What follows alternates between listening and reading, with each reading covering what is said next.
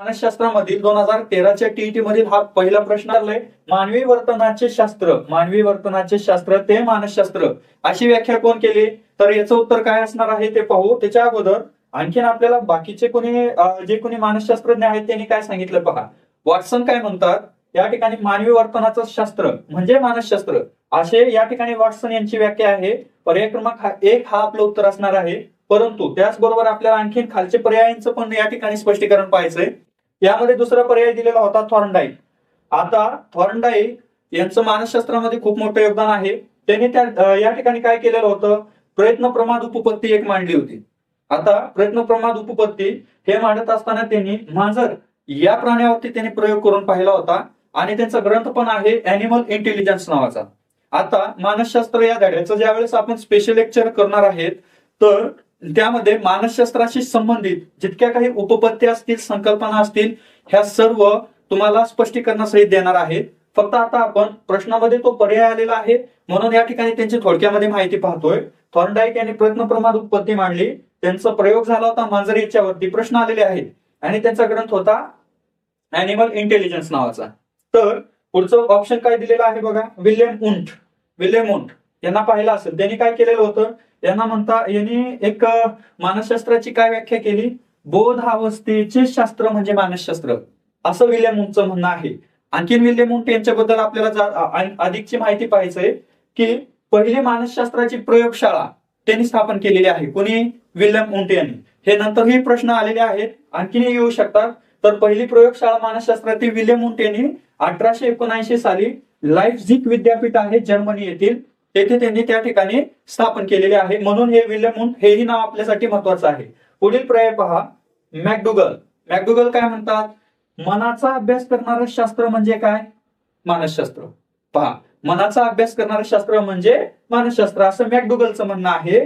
तर विल्यम उंट म्हणतात बोधावस्थेचं शास्त्र. तर आपल्या पर्यायामध्ये काय सांगितलं होतं प्रश्नामध्ये, मानवी वर्तनाचे शास्त्र म्हणजे मानसशास्त्र. हे कोणी केलेलं आहे? वॉटसन. म्हणून आपलं पर्याय क्रमांक 1 हा या ठिकाणी उत्तर असणार आहे. चला पुढे पाहूया. या ठिकाणी एखाद्या मोठ्या समूहाचे वर्तन काही प्रसंगात कसे घडेल, कुणाचं म्हणतोय, मोठ्या समूहाचं वर्तन काही प्रसंगात कसे घडेल याच्या अंदाजासाठी या ठिकाणी डॅश डॅश पद्धती अत्यंत उपयुक्त आहे. बघा, आपण मूल्यमापनाच्या वेगवेगळ्या पद्धती या ठिकाणी पाहिलेल्या असतीलच. याच्यामध्ये काय आहे, आता तुम्हाला या ठिकाणी पर्याय दिलेला आहे बघा, आत्मनिरीक्षण. पर्याय होऊ शकतं का?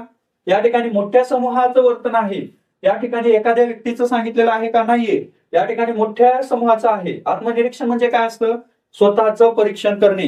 या ठिकाणी आपण आत्मनिरीक्षण त्याला म्हणू शकतो. त्याच्यानंतर पहा, प्रायोगिक पद्धत कधी उपयोगात येते, ज्यावेळेस एखादी चाचणी किंवा कौशल्य घेऊन एखाद्या गोष्टीचं जोपर्यंत पडताळणी करणार नाही तोपर्यंत त्याला म्हणता येणार नाही. यासाठी प्रायोगिक पद्धत पण होऊ शकत नाही. त्याच्यानंतर बघा, जीवन वृत्तांत पद्धत काय असते, तर एखादं जो कोणी व्यक्ती आहे त्याच्या पूर्ण जीवनाचा सार, त्याचा जीवनाचा या ठिकाणी वृत्तांत घेतला जातो. म्हणजे या ठिकाणी काही व्यक्तीच्या वर्तनाचा सखोल अभ्यास करण्यासाठी जी पद्धत उपयोगात येते त्याला आपण जीवन वृत्तांत म्हणतो. तर आपल्याला या ठिकाणी प्रश्नामध्ये काय म्हणलं होतं, मोठ्या समूहाचे वर्तन. तर त्याच्यासाठी काय करावं लागतं, सर्वेक्षण किंवा सर्वे. या ठिकाणी समूहाचं त्याला सर्वे करावं लागतं, त्यावेळेस त्याचं कसं घडेल हे त्यांना त्यातून कळेल. ठीक आहे. चला आता पुढील प्रश्नाकडे पाहूया. या ठिकाणी पुढील प्रश्न दिले, कातड्याच्या निर्जीव पट्ट्याला अंधारात साप म्हणून समजून आपण घाबरतो. हे डॅश डॅशचे उदाहरण आहे. या ठिकाणी बघा, त्यांनी एक उदाहरण दिलेलं आहे. त्यांचं म्हणणं काय आहे, रस्त्यावर एखादं कातड्याचा पट्टा पडलेला आहे, त्याला आपण साप म्हणून घाबरतो. ऑब्विसली भरपूर जण या ठिकाणी घाबरत असतील, पण मानसशास्त्रामध्ये त्याला काय म्हणतात हा असा प्रश्न आहे. तर मानसशास्त्रामध्ये काय संकल्पना काही दिलेल्या आहेत. काय होतं, आता त्या ठिकाणी उद्दीपक अस्पष्ट किंवा ज्ञानेंद्रियाकडून चुकीचा अर्थ लावला जातो. जो पट्टा आहे ना, तो पट्टा आपल्याला व्यवस्थित दिसलेला नाहीये, त्याच्यामुळे त्याचा चुकीचा अर्थ काढला जातो. तो पट्टा आहे पण आपल्याला भास कसा होतो, सापा असल्यासारखा. म्हणून या ठिकाणी तो आपल्या इंद्रियाचा भ्रम आहे. डोळ्याला जर व्यवस्थित दिसला असतं तर त्या ठिकाणी आपण त्याला साप म्हणलं नसतं, तर त्याला आपण पट्टा आहे हे समजलं असतं. मग हा कशाचं या ठिकाणी होतं उदाहरण आहे, तर इंद्रिय भ्रम. कशाचा? आपला इंद्रिय भ्रम. आणखीन पुढे पहा, चित्तभ्रम काय असतो, एक प्रकार आहे चित्तभ्रम. म्हणजे काय, तर उद्दीपक समोर नसताना भास होतो. म्हणजे आता त्या ठिकाणी पहिल्या इंद्रिय भ्रमामध्ये काय दिलेलं आहे बघा, की समोर पट्टा पडलेला आहे म्हणून त्या ठिकाणी त्याचा चुकीचा अर्थ काढला. परंतु आता चित्तभ्रम काय, एखादा व्यक्ती समजा मेलेला आहे, तो एक्सपायर आहे आणि असा भास होतो की तो आपल्याशी बोलतोय किंवा ते दिसतोय. ठीक आहे, म्हणजे हे काय झालं, चित्तभ्रम. तुमचं उद्दीपक समोर नसताना तसा भास होतो की त्यांनी मला बोललं किंवा तो मला दिसला, अशा प्रकारचा जो भास होतो त्याला आपण या ठिकाणी म्हणतो चित्तभ्रम. आपल्या या ठिकाणी प्रश्नाचं उत्तर काय येणार आहे, इंद्रिय भ्रम. चला आता पुढील प्रश्नांचा आपण पाहूयात. या ठिकाणी सामाजिक निरीक्षणात्मक अध्ययन उपपत्ती डॅश डॅश यांनी मांडली. पहा, उपपत्त्या या ठिकाणी भरपूर वेळेस विचारलेल्या आहेत आणि त्याच्याविषयी या ठिकाणी माहिती पाहणार आहे. या ठिकाणी प्रश्न दिलं होतं सामाजिक निरीक्षणात्मक उपपत्ती कोणी मांडलेली आहे, तर अल्बर्ट बांदुरा हे यांनी या ठिकाणी सामाजिक निरीक्षणात्मक. त्यांचं म्हणणं काय आहे, सामाजिक निरीक्षणात्मक म्हणजे काय, ज्या वेळेस विद्यार्थ्याची घडण होत असते त्यावेळेस समाजात ज्या घटना घडत असतात त्याचं तो निरीक्षण करतो. त्या ठिकाणी त्या निरीक्षणातून तो काय करत असतो, ज्ञानार्जन करत असतो. म्हणून त्यांनी काय म्हणलं, सामाजिक निरीक्षणात्मक अध्ययन उत्पत्ती. हे कोणी मांडलेलं आहे, तर अल्बर्ट बांदुरा. हा आपलं उत्तर असणार आहे. त्याच्यानंतर बाकी जे पर्याय दिलेत ते पाहूयात. यातला जेरन ब्रोनर जो आहे ना, त्यांनी कुठली उत्पत्ती मांडलेली आहे, ज्ञानात्मक उपपत्ती. त्यांनी मांडलेली आहे ज्ञानात्मक उपपत्ती. तर डेव्हिड असुबेल यांनी कुठली उत्पत्ती मांडलेली आहे, उपपत्ती अध्ययन व अनुदेशन. अध्ययन व अनुदेशन ही उपपत्ती त्यांनी मांडली. तर डॉक्टर ब्लूम यांनी काय मांडलेलं आहे, डॉक्टर ब्लूम यांनी प्रभुत्व संपादन उपपत्ती मांडलेली आहे. आलं का लक्षात, या ठिकाणी लक्षात असू द्या. अल्बर्ट बांदुरा यांनी सामाजिक निरीक्षणात्मक ही उपपत्ती या ठिकाणी मांडलेली आहे. बाकी या ठिकाणी जे मानसशास्त्रज्ञ आहेत त्यांनी कुठल्या उपपत्त्या मांडलेत हेही या ठिकाणी आपण पाहिलेलं आहे. चला आता पुढील प्रश्नाकडे आपण पाहूयात. या ठिकाणी बघा, साधक अभिसंधान पद्धतीचा उद्गाता म्हणजे जनक कोण, साधक अभिसंधान पद्धतीचा जनक. तर या ठिकाणी बघा, आता आपण अल्बर्ट बांदुरा बद्दल पाहिलेलंच आहे. सामाजिक निरीक्षणात्मक पद्धत किंवा उपपत्ती त्यांनी मांडली होती, तो झाला भाग. डॉक्टर ब्लूमचं आपण पाहिलं की प्रभुत्व संपादन उपपत्ती त्यांनी मांडलेली आहे. त्याच्यानंतर बघा, थॉर्नडाईकनी कुठली उपपत्ती मांडली होती, प्रयत्न प्रमाद उपपत्ती. हे त्यांनी मांडलेले आहे. त्यांनी कुणावरती प्रयोग केला होता, तर त्यांनी केलेला होता मांजरावर प्रयोग. मराठीमध्ये आपण आणखीन काय म्हणू शकतो, प्रयत्न प्रमादला चुका आणि शिका ही थॉर्नडाईकची या ठिकाणी उपपत्ती होती.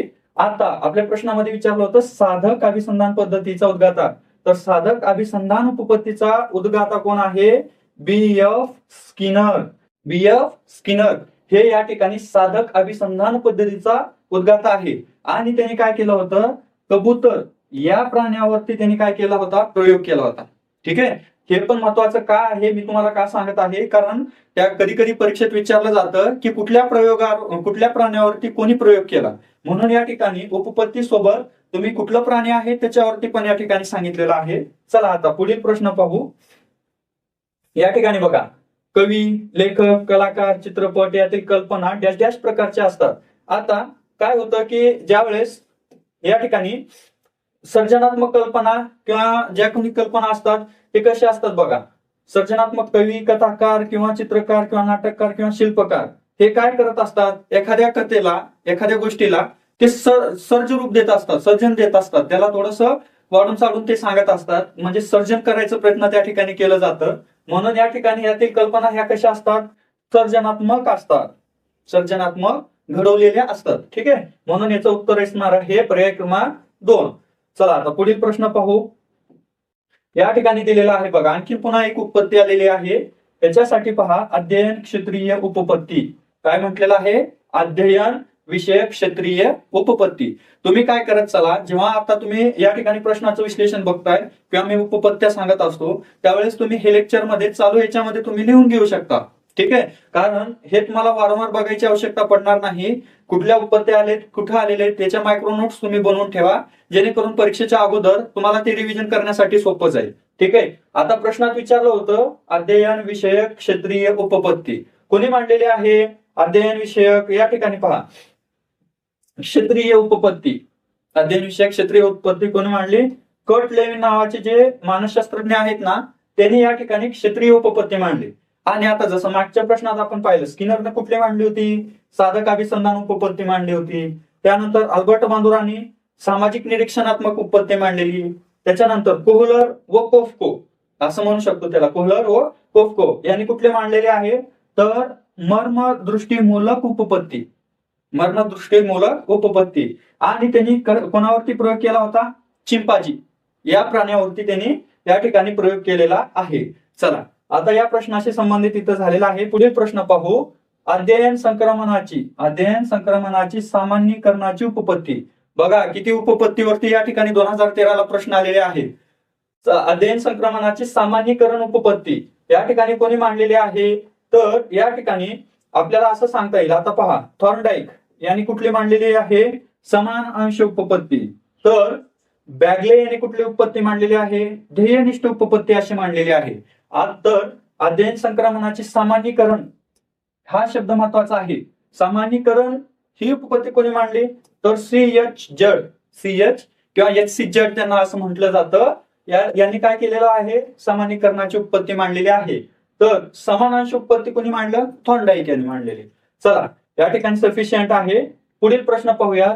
व्यक्ती व तिच्या भोवतालचे वातावरण त्याच्यातील आंतरक्रियातून प्राप्त झालेल्या मर्मदृष्टीद्वारे समस्या सोडवल्या जातात असे डॅश डॅश यांचे मत आहे.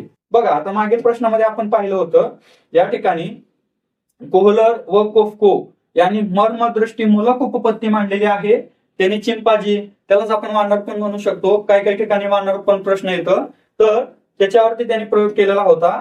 यामध्ये काय सांगितलंय, मर्मदृष्टीद्वारे समस्या सोडवण्यासाठी कोणी केलेला आहे, ऑब्विसली पर्याय क्रमांक 4 कोहलर व कोफ्को यांनी या ठिकाणी त्यांचं मत मांडलेलं आहे मर्मदृष्टीद्वारे समस्या सोडवण्यासाठी. चला पुढील प्रश्न या ठिकाणी पाहू. कोणतीही गोष्ट जाणून घेण्यासाठी मनाने केलेली धडपड डॅश डॅश होईल. बघा आता एखादी गोष्टी कुठल्याही करण्यासाठी जे स्वतःचं मन जेव्हा सांगत असतं त्यावेळेस जे मनाने जे केलेली धडपड असते ना त्याला काय म्हटलं जातं. बघा पर्यायामध्ये सांगतो अवधान. या ठिकाणी काय म्हणलंय, अवधानाचे या ठिकाणी प्रकार आहेत. अवधान म्हणजे काय तर टीचर हे काय म्हणतात बघा, अवधान म्हणजे कोणतीही गोष्ट जाणून घेण्यासाठी मनाने केलेली धडपड अशी या ठिकाणी अवधानाची व्याख्या केलेली आहे. म्हणजे प्रश्नामध्ये जे दिलेलं आहे कोणतीही गोष्ट जाणून घेण्यासाठी मनाने केलेली धडपड म्हणजे काय असणार आहे, अवधान. या ठिकाणी ते अवधानाची व्याख्या आहे आणि ती व्याख्या कोणी मांडलेली आहे, टिचनेर म्हणू शकतो आपण. यांनी या ठिकाणी ती अवधानाची व्याख्या मांडलेली आहे. आता पुढच्या पर्यायामध्ये आपण बघू विस्मरण. विस्मरण म्हणजे काय, एखादी गोष्ट न आठवणे, एखादी गोष्टीचं या ठिकाणी आठवण न होणे म्हणजे विस्मरण. ग्रहण केलेल्या अनुभवाचे स्मरण न होणे, एखादी गोष्ट न आठवणे म्हणजे विस्मरण. स्मरण म्हणजे काय तर स्मरण म्हणजे गत अनुभवाचे पुनरुज्जीवन म्हणजे आठवण होणे, मागे घडलेल्या घटनांची त्या ठिकाणी आठवण होणे किंवा पुनरुज्जीवन होणे म्हणजे स्मरण असं. आणि त्या ठिकाणी काय सांगितलं, रॉसनी काय म्हणलं बघा, रॉस यांचं म्हणणं काय आहे स्मरणाबद्दल, स्मृती म्हणजे नवा अनुभव, स्मृती म्हणजे नवा अनुभव असं त्यांचं म्हणणं आहे. तर यातील कल्पना, कल्पना म्हणजे काय तर वास्तवातील प्रतिमांची जुळाजुळव करून, ज्या वास्तवामध्ये प्रतिमा मिळतात त्यांची या ठिकाणी जुळाजुळव करून नवीन रचना तयार केली जाते, त्यांना त्यांनी काय सांगितलेलं आहे, कल्पना. म्हणजे आपल्याला एखादी गोष्टीचे चित्र आपल्या समोर नजर समोर जेव्हा प्रतिमा तयार होते त्या प्रतिमाचं जुळाजुळव तयार करून एक नवीन मनामध्ये कल्पना तयार होणे याला आपण म्हणतो कल्पना. या ठिकाणी पहा, प्रतिक्रियामधील जोश व आवेश वाढवणारी स्थिती म्हणजे प्रेरणा. म्हणजे आता बघा प्रेरणेची या ठिकाणी व्याख्या देण्यात आलेली आहे. प्रेरणा म्हणजे काय तर याच्यामध्ये काय सांगितलेलं आहे बघा, प्रतिक्रियामधील जोश किंवा आवेश वाढवण्यासाठी, म्हणजे प्रतिक्रिया देत असताना जोश किंवा आवेश वाढवण्यासाठी जे मिळणारी गोष्ट आहे प्रेरणा, तर याची व्याख्या कोणी केलेली आहे तर लिंडसले. हे जे आहे लिंडसले यांनी या ठिकाणी त्याची अशी व्याख्या केलेली आहे. त्याच्या व्यतिरिक्त बघा स्निक काय म्हणतात, स्निक म्हणतात वर्तनाला मिळणारी चालना, जे आपलं वर्तन असतं त्याला मिळणारी चालना म्हणजेच काय, प्रेरणा असं म्हणणं आहे. तर या ठिकाणी आपल्याला जोश किंवा आवेश वाढवणारी स्थिती म्हणजे प्रेरणा अशी व्याख्या कोणी सांगितलेली आहे, लिंडसले. आता मित्रांनो मध्ये आणखीन थोडस सांगू इच्छितो. हे बघा मानसशास्त्रामध्ये भरपूर अशा काही संकल्पना आहेत किंवा आपल्याला माहिती नसतात, याच्याविषयी काय केलेलं आहे आम्ही मानसशास्त्राचं ज्यावेळेस पूर्ण लेक्चर आम्ही घेणार आहे तर तेही आपल्यासाठी मोफत असणार आहे. त्यामध्ये तुम्ही पाहाल की वेगवेगळ्या संकल्पना असतील, उत्पत्त्या असतील, प्रयोग असतील, याच्याविषयी पूर्ण डिटेलमध्ये तुम्हाला त्या ठिकाणी माहिती सांगितली जाईल. फक्त आता प्रश्न आणि प्रश्नाच्या खाली जे 4 पर्याय आहेत त्यांचं आपण या ठिकाणी स्पष्टीकरण पाहत आहोत. हे पण माहिती आपल्यासाठी खूप सफिशियंट आहे आणि महत्वाची पण आहे. चला आता पुढे बघा. सायकलवर तोल सांभाळता आला की स्कूटर व मोटरसायकल शिकण्यास त्याचा उपयोग होतो. त्यांचं म्हणणं काय आहे, एखाद्या व्यक्तीला जर सायकल चालवताना तोल सांभाळलं तर त्याला स्कूटर किंवा गाडी चालवणं सोपं जाईल ना, बरोबर आहे. तर याला काय म्हटलं जातं, हे संक्रमण आहे, संक्रमणाचे उदाहरण आहे. तर संक्रमणाचे प्रकार किती पडतात? 3 प्रकार पडतात. कुठले कुठले? धन संक्रमण, ऋण संक्रमण आणि शून्य संक्रमण, असं या ठिकाणी संक्रमणाचे 3 प्रकार आहेत. याच्यामधील धन संक्रमण म्हणजे काय? एखाद्या अध्ययनाचा दुसऱ्या परिस्थितीशी करायचा अध्ययनाचे अनुकूल परिणाम होतो. म्हणजे एखादा आपण या ठिकाणी एखाद्या विषयाचं ज्ञान घेतलंय, त्या विषयाचा ज्ञानाचा उपयोग जर दुसऱ्या विषयात होत असेल तर त्याला काय म्हणता येईल? धन संक्रमण. तर ऋण संक्रमण म्हणजे काय? या ठिकाणी एखाद्या अध्ययनाचा दुसऱ्या विषयाचं जेव्हा अध्ययन करतो त्यावेळेस त्याचा ऋण परिणाम होतो. म्हणजे काय?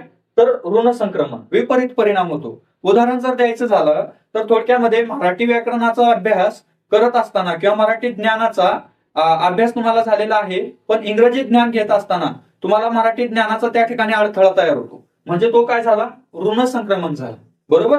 ऋण संक्रमण त्याला असं म्हणता येईल. आता पुढे पहा, शून्य संक्रमण म्हणजे काय? तर कुठलाही अनुकूल किंवा प्रतिकूल परिणाम त्या ठिकाणी होणार नाही. म्हणजे शून्य संक्रमण त्याला म्हणता येतील. दोन्ही परिस्थिती ह्या अगदी विभिन्न असतात. म्हणजे इतिहासाचं अभ्यासाचं जर गणित करत असताना त्याच्यावर काही चांगला परिणाम किंवा वाईट परिणाम होणार आहे का? काहीच नाही होणार, कारण गणिताच्या संकल्पना या वेगळ्या आहेत आणि इतिहास विषयाच्या संकल्पना वेगळ्या आहेत. तर त्या ठिकाणी त्याला आपण काय म्हणू शकतो? शून्य संक्रमण. चला आता या पर्यायामध्ये आपल्याला काय सांगितलेलं आहे? सायकल चालवताना तोल सांभाळता आला की मोटरसायकल शिकण्यास सोपं जाईल. म्हणजे हा कसा परिणाम आहे? धन. म्हणजे एका गोष्टीचा पॉझिटिव्ह परिणाम हा दुसऱ्या गोष्टीवरती होतो आहे, म्हणजे धन परिणाम झालेला आहे किंवा धन संक्रमण म्हणतो. चला आता पुढील प्रश्न पाहू. विकास अवस्थेतील वयगट 6 ते 12 वर्ष या कालावधीत डॅश डॅश असे म्हणतात. बघा आता वयांच्या वेगवेगळ्या अवस्था आहेत, हे आपण मानसशास्त्रामध्ये पाहिलेलंच आहे. त्या अवस्थेला नाव त्यांनी दिलेले आहेत. मग कुठल्या अवस्थेला काय नाव दिलं जातं हे या ठिकाणी पाहू. बघा आता काय सांगितलंय, या ठिकाणी बालकाच्या विकासातील विविध टप्पे आहेत. जन्माच्या पूर्वीची अवस्था जी असते ते किती दिवसाची असते? म्हणजे बाळ जन्माला येण्यापूर्वी ते असतं 250 ते 300 दिवसांचा कालावधी, त्याला जन्मपूर्व अवस्था असे म्हणतात. त्या जन्मपूर्व अवस्थेमध्ये काय येणार आहे? सुरुवातीचे जे 0 ते 2 आठवडे जे असतात जननावस्थेमध्ये त्याला म्हणतात जननावस्था. 0 ते 2 आठवडे म्हणजे जननावस्था. गर्भावस्था कशाला म्हणता येईल? तर 2 ते 10 आठवडे जो कालावधी असतो, ठीक आहे, त्याला काय म्हणायचं? गर्भावस्था. त्याच्यानंतर भ्रूणावस्था काय म्हणतात? 10 ते जन्मापर्यंत. जर 10 महिन्यापासून जन्म झाल्यापर्यंतच्या अवस्थेला काय म्हणायचं? भ्रूणावस्था. बघा जन्मपूर्व अवस्थेमध्ये जननावस्था, गर्भावस्था आणि भ्रूणावस्था अशी असते. भ्रूणावस्थेमध्ये 10 ते जन्मापर्यंत हा वय असतो. चला अर्भक अवस्था जन्मापासून 1 वर्षाच्या 1 महिन्यापर्यंत. म्हणजे बघा हे महत्वाचं आहे तुमच्यासाठी. अर्भक अवस्था काय असते? जेव्हा बाळाचा जन्म होतो तेव्हापासून 1 महिन्यापर्यंतचा जो कालावधी असतो ना त्याला काय म्हणता येईल? अर्भक अवस्था. ठीक आहे. चला पुढे बघू. आता जन्मोत्तर अवस्था, जन्म झाल्याच्या नंतर कुठल्या अवस्था असतात? तर पहा शैशवावस्था. शैशवावस्था हे काय असतं? तर 1 महिना ते 2 वर्षाचा जो कालावधी असतो ना त्याला म्हणायचं शैशवावस्था. ठीक आहे. बाल्यावस्था काय असते? तर बाल्यावस्था असते 2 ते 6 वर्ष. 2 ते 6 वर्षाच्या कालावधीला म्हणायचं बाल्यावस्था. पुढे बघा उत्तर बाल्यावस्था. बाल्यावस्थेचे पुढचे कुठले असणार आहे? उत्तर बाल्यावस्था. त्याचं वय काय असणार आहे? तर 6 ते 12 वर्ष हा त्याचा वयोगट असतो. त्याला या ठिकाणी किशोरावस्था हे म्हटलं जातं. ठीक आहे. आता पौगंड अवस्था. पौगंड अवस्था कुठल्या वयाची असते? 12 ते 14 वर्ष ही अवस्था असते. तर कुमार अवस्था काय असणार आहे? 14 ते 21 वर्ष ही कुमार अवस्था असते. ठीक आहे. आता पूर्व कुमार अवस्था म्हणजे काय? त्याच्यामध्ये 14 ते 16 वर्ष पूर्व कुमार अवस्था असते आणि उत्तर कुमार अवस्था असते 16 ते 21 वर्ष. हे याचे कुमारावस्थेचे पूर्व व उत्तर कुमारावस्था असे प्रकार आहेत त्या ठिकाणी. चला, तारुण्य अवस्था काय असते? 21 ते 40 वर्षाच्या दरम्यान. आपल्यातले बरेच या ठिकाणी आता सध्या तारुण्य अवस्थेतील असतील, तर हे लक्षात ठेवणं सोपं जाईल. 21 ते 40 वर्षाचा कालावधी म्हणजे तारुण्य अवस्था. तर प्रौढ अवस्था कशाला म्हणता येईल? तर 40 ते 60 वर्ष असं प्रौढ अवस्थेची या ठिकाणी वर्ष सांगण्यात आलंय. आता बऱ्याच पुस्तकामध्ये याच्यामध्ये तफावत आढळून येते. काही ठिकाणी या ठिकाणी 70 वर्षाचा कालावधी सांगितलेला आहे प्रौढ अवस्थेचा, की 40 ते 70 वर्षापर्यंत. तर वृद्धावस्था काय सांगितलेली आहे? 60 वर्षानंतर. परंतु आपल्याला त्या ठिकाणी पर्यायामध्ये वयाच्या या ठिकाणी 10-20 वर्षाचा जो गॅप असतो, परंतु पर्यायामध्ये तो उत्तर शोधणं आपल्याला सोपं जाईल. त्यामुळे जास्त कन्फ्युजन व्हायचं नाहीये. आता आपल्या प्रश्नाकडे आपण वळूया. 6 ते 12 वर्ष त्याला काय म्हणता येईल? किशोरावस्था. त्याला काय म्हणता येणार आहे? किशोरावस्था. चला, पुढील प्रश्न आपण पाहूया. या ठिकाणी बघा, स्मृती. स्मृती म्हणजे नवा अनुभव असे डॅशने म्हटलंय. बघा, स्मृती म्हणजे नवा अनुभव. हे कोणी सांगितलेलं आहे? रॉस यांनी हे सांगितलेलं आहे. स्मृती म्हणजे नवा अनुभव. तर स्काउट यांनी काय सांगितलं बघा, गत अनुभवाचे पुनरुज्जीवन म्हणजे स्मरण. मागे घडलेल्या घटनांचं पुनरुज्जीवन करणे म्हणजे काय? स्मरण. असे या स्काउटने व्याख्या केलेली आहे. तर रॉस काय म्हणतात? स्मृती म्हणजे नवा अनुभव. म्हणून आपल्याला या ठिकाणी पर्याय क्रमांक 2 हा याचं उत्तर असणार आहे. चला, पुढील प्रश्न पाहू. या ठिकाणी चित्रकार चित्र रेखाटण्यात इतका रंगून जातो की त्याला स्थळ काळाचे भान राहत नाही. डॅश डॅश हे अवधानाचे उदाहरण आहे. बघा, अवधानाचे वेगवेगळे प्रकार आहेत. त्याच्यापैकी आता या ठिकाणी जे सांगितलेलं आहे त्याचा कुठला प्रकार आहे तर पाहू. या ठिकाणी अवधानाचे मुख्य 3 प्रकार पडतात. कुठला आहे? एक अनैच्छिक अवधान. म्हणजे काय?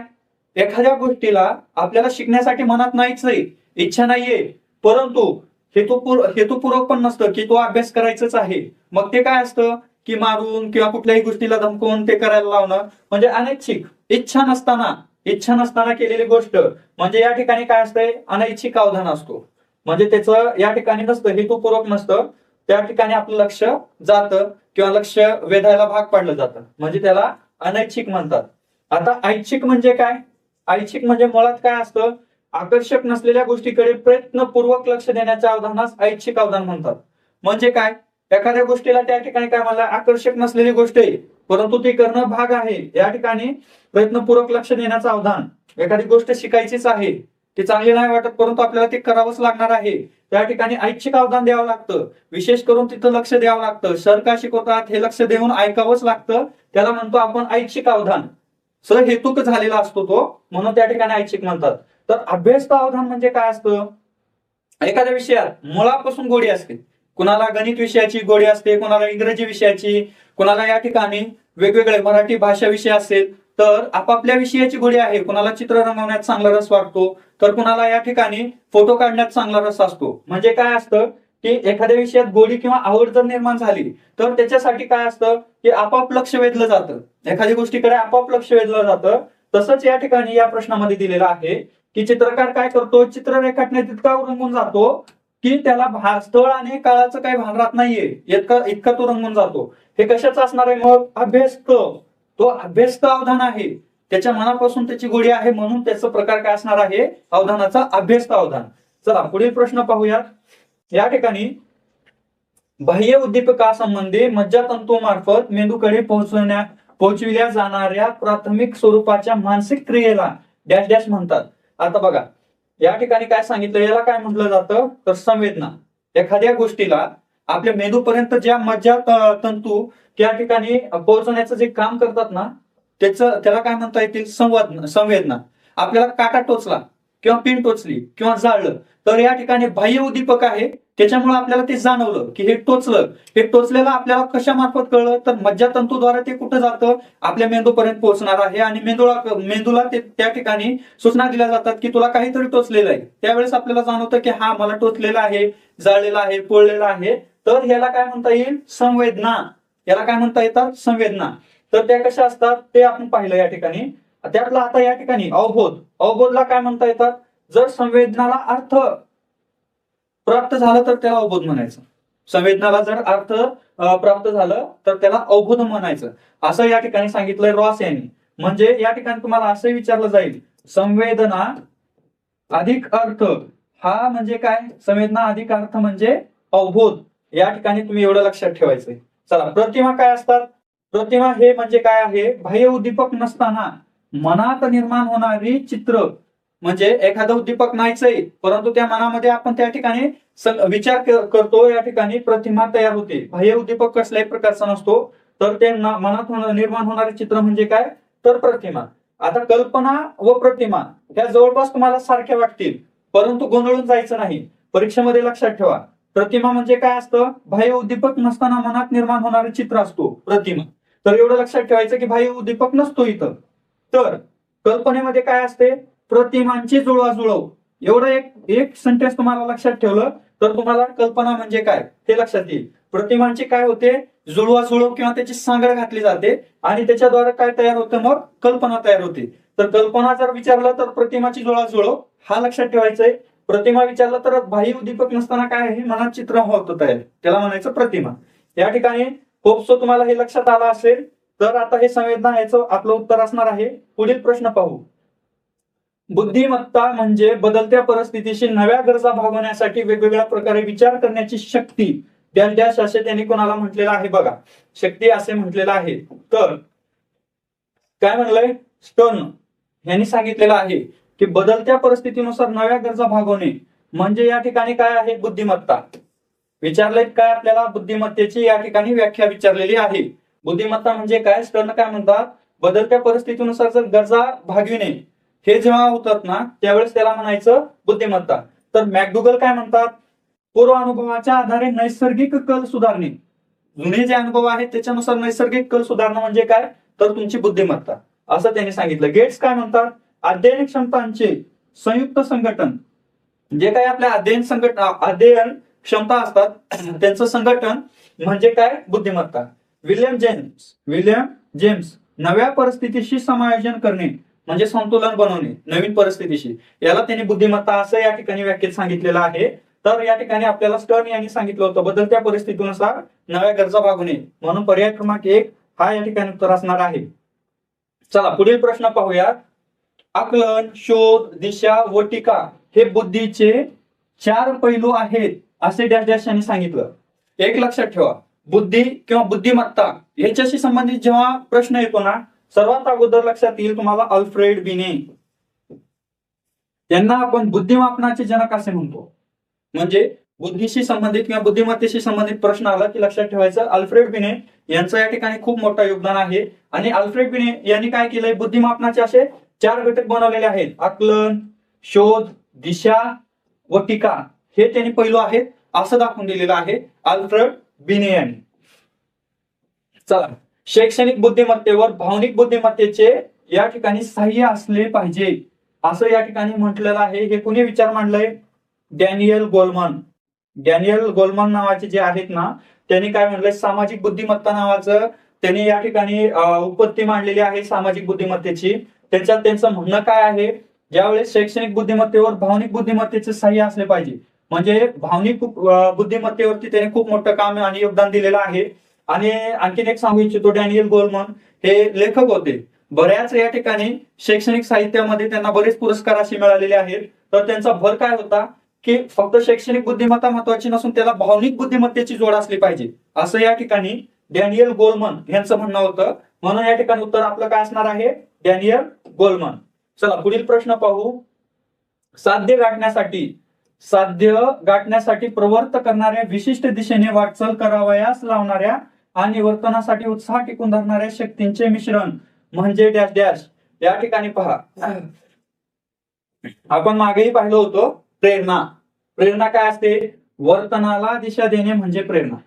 या ठिकाणी वर्तन आहे एखाद्या गोष्टीसाठी साध्य गाठण्यासाठी प्रवृत्त करणारे विशेष दिशेने वाटचाल करतो.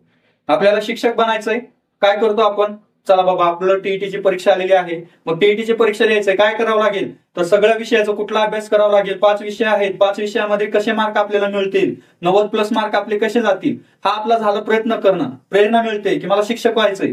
तर या ठिकाणी काय सांगितलंय? वर्तनाला दिशा देणे म्हणजे काय? प्रेरणा. ठीक आहे. आता आणखी या ठिकाणी बघा, भावना म्हणजे काय? भावना म्हणजे काय असते? मानवी मनात जे आंदोलन तयार होतं, मानवी मनामध्ये ज्या ठिकाणी म्हणतो ना आपण आंदोलने तयार होणं, त्याला म्हणतात या ठिकाणी भावना. तर धारणा काय असते? धारणा असते इंद्रियामार्फत ग्रहण केलेले अनुभव जपून ठेवणे. एखाद्या इंद्रियामार्फत जे या ठिकाणी ग्रहण केलेलं जे अनुभव असतात त्याला जपून ठेवण्याचं काम कोण करत असतात, तर धारणा, धरून ठेवणे. एखाद्या गत अनुभव जे असतात ते जपून ठेवणे म्हणजे धारणा. तर बुद्धिमत्ता म्हणजे काय आपण बघितलं होतं. स्टर्न यांची व्याख्या, बदलत्या परिस्थितीतून सर्गाचा भाग होणे, असं या ठिकाणी बुद्धिमत्तेची व्याख्या आहे. चला पुढील प्रश्न आपण पाहूयात या ठिकाणी. अध्यापन हे अध्ययनांगी होण्यासाठी, अध्यापन म्हणजे काय, शिकवणी, हे अध्ययनांगी होण्यासाठी काय आवश्यक आहे, काय आवश्यक आहे बघा. अध्ययनांगी होण्यासाठी म्हणजे आपण शिकवत असताना अध्ययनांगी होण्यासाठी काय महत्वाचं आहे बघा. प्रवर्तन महत्वाचं आहे का, बक्षिसासाठी आपण शिकवतो का, अध्यापन करतो का, नाहीये. एखाद्याला शिक्षा देणं म्हणजे अध्यापन आहे का, नाहीये. किंवा एखाद्याला साहित्य पुरवणं म्हणजे अध्यापन आहे का, तर नाही. प्रवर्तन हा महत्वाचा आहे. अध्यापनाच्या मागचा हेतूच तो आहे की प्रवर्तन झालं पाहिजे. म्हणजे काय झालं पाहिजे, बदल या ठिकाणी त्याच्या बिहेवियर मध्ये, त्याच्या वर्तनात बदल झाला पाहिजे. प्रवर्तन हा या ठिकाणी असलं आवश्यक आहे. म्हणून याचं आपलं उत्तर काय असणार आहे, प्रवर्तन. चला पुढील प्रश्न पाहू. इसवी सन 1921 साली दक्षिणामूर्ती येथे बालमंदिर नावाची शिशुशाला, बघा 1921 ला बालमंदिर नावाची शिशुशाला कोणी सुरू केलेली आहे, असं या ठिकाणी प्रश्न विचारलेला आहे. ऑब्वियस आहे, गिजूभाई बधेका यांनी या ठिकाणी बालमंदिर स्थापन केलं होतं. ते कशासाठी होतं, तर त्या ठिकाणी शिशुशाला, लेकरांना अभ्यास वगैरे देण्यासाठी भारतामधले आपण म्हणू शकतो की पहिली बालमंदिर त्यांनी या ठिकाणी सुरुवात केलेली होती. तर त्याचं उत्तर असणार आहे गिजूभाई बधेका. त्याच्याबरोबर बघा, आपल्याला हे माहितच असेल नाव, बऱ्याच वेळेस आपण अभ्यास करताना ऐकलं असेल, अनुताई वाघ यांचा या ठिकाणी कोसबार प्रकल्प किंवा कोसबारच्या टेकडीवरून असं आपण त्यांना ओळखतो. अनुताई वाघ यांनी काय केलं होतं, त्यांना ताराबाई मोडक यांची या ठिकाणी साथ होती. त्यांच्या प्रेरणेतून कोसबार प्रकल्प त्यांनी सुरू केला होता. ते कशासाठी आहे, तर शिक्षणासाठी. जे आदिवासी लोक होते किंवा आहेत त्यांच्या शिक्षणासाठी प्रयत्न करून त्यांनी काय केलं होतं, कोसबार प्रकल्प राबवलेला आहे.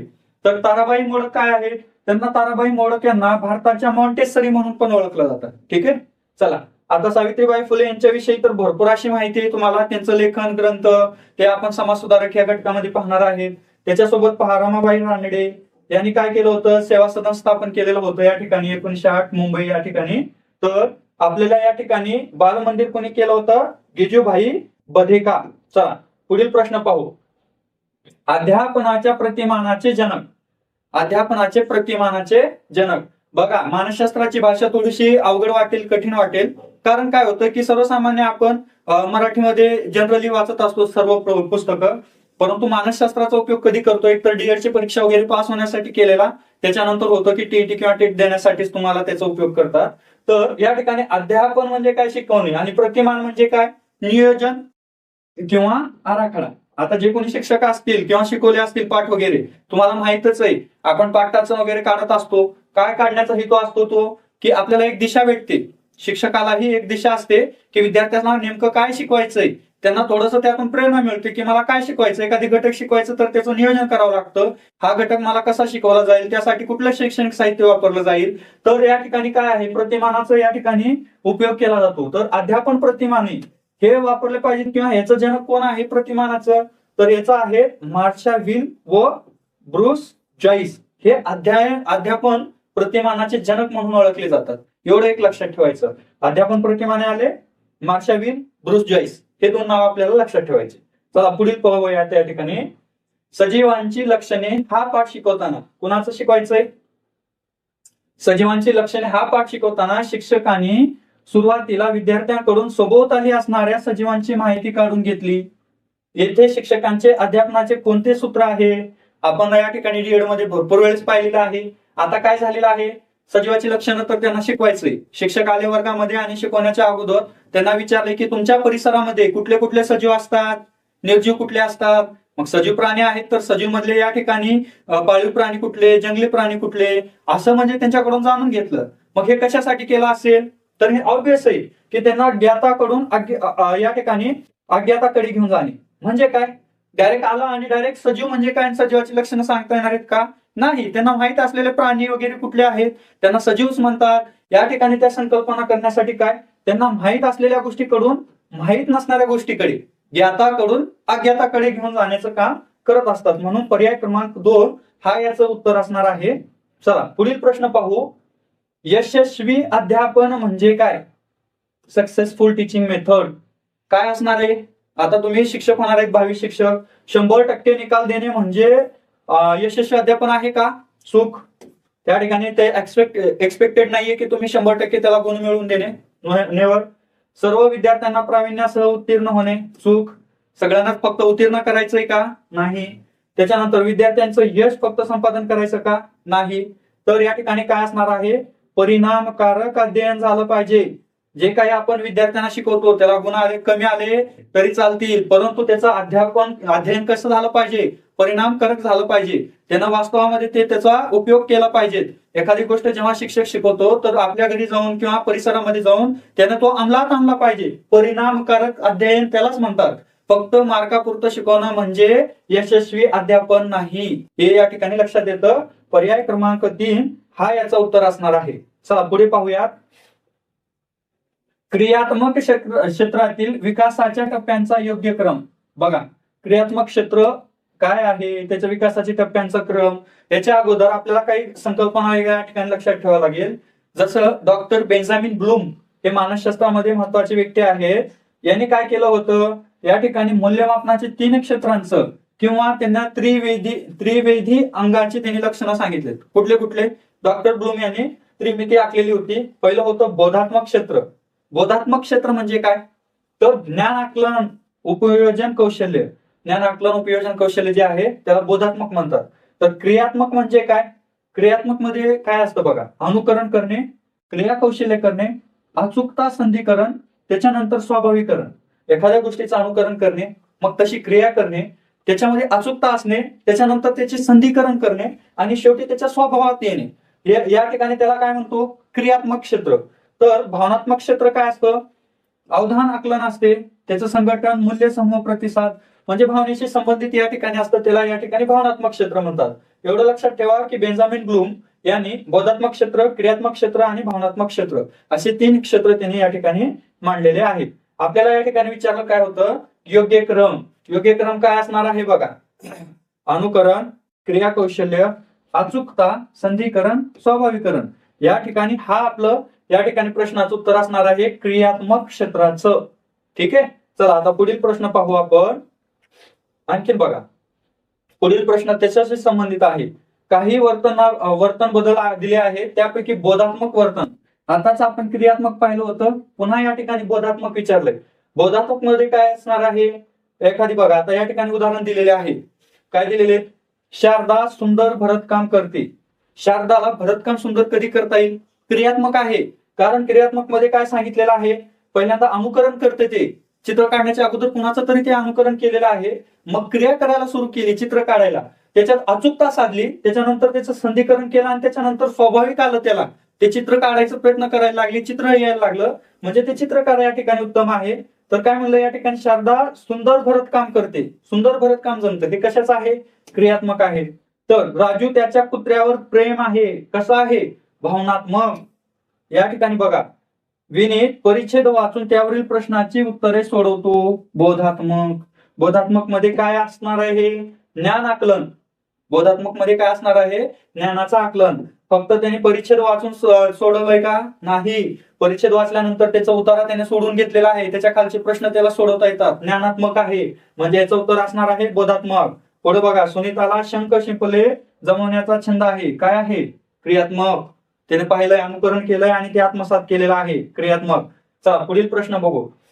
खाली काही वर्तन बदल दिलेले आहे, त्यापैकी बोधात्मक या ठिकाणी आपण हे झालेलं आहे. पुढे पाहू. या ठिकाणी बघा, खालीलपैकी मुले विशेष शिक्षणाची गरज असणारी नाहीत. काय म्हणलंय? विशेष शिक्षण याची गरज असणारी नाही. म्हणजे काय? या ठिकाणी बघा, बौद्धिक दृष्ट्या मागासलेले जे असतात, बौद्धिक दृष्ट्या जे मागे आहेत, त्यांना शिक्षणाची गरज असते का? नाही. नक्कीच असते. विशेष शिक्षण त्याला द्यावं लागतं. ज्यादा तासिका वगैरे अशा विद्यार्थ्यांसाठी घ्यावे लागतात. म्हणजे या ठिकाणी आहे, याला शिक्षणाची आवश्यकता आहे. उच्च दर्जाची बुद्धिमत्ता असलेले विद्यार्थी, बरोबर आहे, त्यांना ही आवश्यकता असते. का असते? विशेष शिक्षणाची. कारण जनरली तो पोरामध्ये मिसळू शकत नाही, कारण त्याला तितकं ज्ञान आलेलं आहे, त्याची उच्च बुद्धिमत्ता आहे. तो एकदमच तुटून पडल्यासारखा असतो, तर त्याला काय असतं की त्याच्या दर्जाचं त्या ठिकाणी शिक्षण त्याला द्यावं लागतं.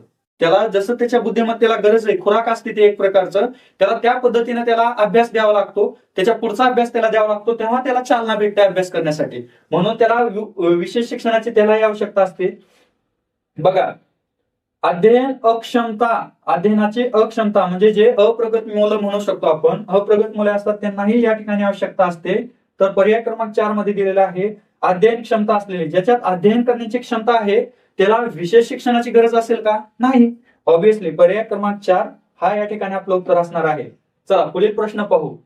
अध्ययनात क्रियाशीलता, अध्ययनात क्रियाशीलता कोणत्या स्वरूपाची असते? बघा, अध्ययनामध्ये क्रियाशीलता, क्रिया करण्याचं काम कशामुळे असतं अध्ययन करत असताना?